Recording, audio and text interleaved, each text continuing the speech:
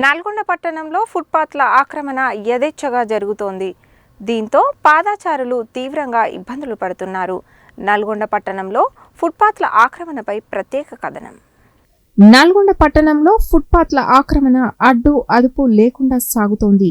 పాదచారుల కోసం కోట్లాది రూపాయలు వెచ్చించి నిర్మించిన ఫుట్పాత్లను చిన్న పెద్ద అనే తేడా లేకుండా వ్యాపారులు ఆక్రమించి యథేచ్ఛగా తమ వ్యాపారాలను కొనసాగిస్తున్నారు.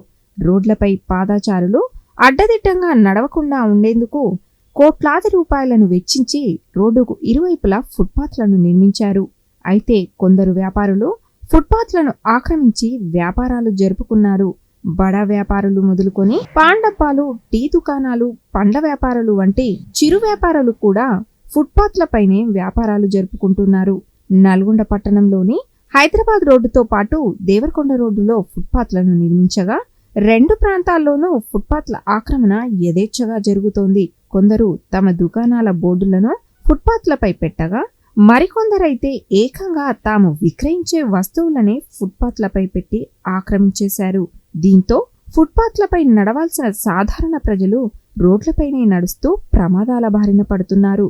జిల్లా ఉన్నతాధికారులు ప్రతిరోజు అటు ఇటు సంచరించే రోడ్లపైనే పరిస్థితి ఇలా ఉందంటే ఫుట్పాత్ల ఆక్రమణ ఏ స్థాయిలో ఉందో అర్థం చేసుకోవచ్చు. ఫుట్పాత్లను ఆక్రమిస్తే ఉపేక్షించేది లేదని నల్గొండ ట్రాఫిక్ సిఐ రాజు హెచ్చరించారు. ఫుట్పాత్లపై వ్యాపారులు ఎవరు తమ విక్రయ వస్తువులు లేదా బోర్డులను ఉంచవద్దని, ఒకవేళ ఉంచితే మున్సిపల్ యంత్రాంగంతో కలిసి ఆకస్మిక దాడులు చేసి వాటిని సీజ్ చేస్తామని చెప్పారు. ముఖ్యంగా ఈ మధ్యలో పట్టణంలో హైదరాబాద్ రోడ్డు కానీ, రామగిరి సావర్కర్ రోడ్ కానీ, దేవరకొండ రోడ్లో కానీ ఈ యొక్క షాప్స్ ముందు ఉన్న పాదచారులు నడిచే ఈ యొక్క ప్లేస్లలో ఫుట్పాత్ పైన వాళ్ళ యొక్క అడ్వర్టైజ్మెంట్ బోర్డులు, ఎగ్జాంపుల్ ఏదైనా జిరాక్స్ సెంటర్ ఉంటుంది, లేకుంటే హోటల్ ఉంటుంది, వాళ్ళు పెద్ద ఫ్లెక్సీలు పెట్టుకొని స్టాండ్స్ పెట్టుకొని వాళ్ళు వాళ్ళ యొక్క వ్యాపారం అడ్వర్టైజ్మెంట్ చేస్తున్నారు.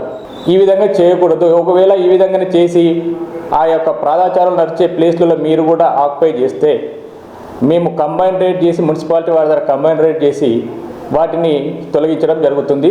షాప్ ముందు కూడా కొంతమంది ఏం చేస్తారంటే వాళ్ళ షాప్ డైమెన్షన్ వేరే విధంగా ఉంటుంది. డైమెన్షన్ కాకుండా ముందు వాళ్ళు షెడ్స్ వేసుకోవడం కానీ, లేకుంటే తడకలు వేసుకోవడం పెట్టుకొని కొంచెం ముందుకు వాళ్ళ యొక్క షాప్ని విస్తరిస్తారు.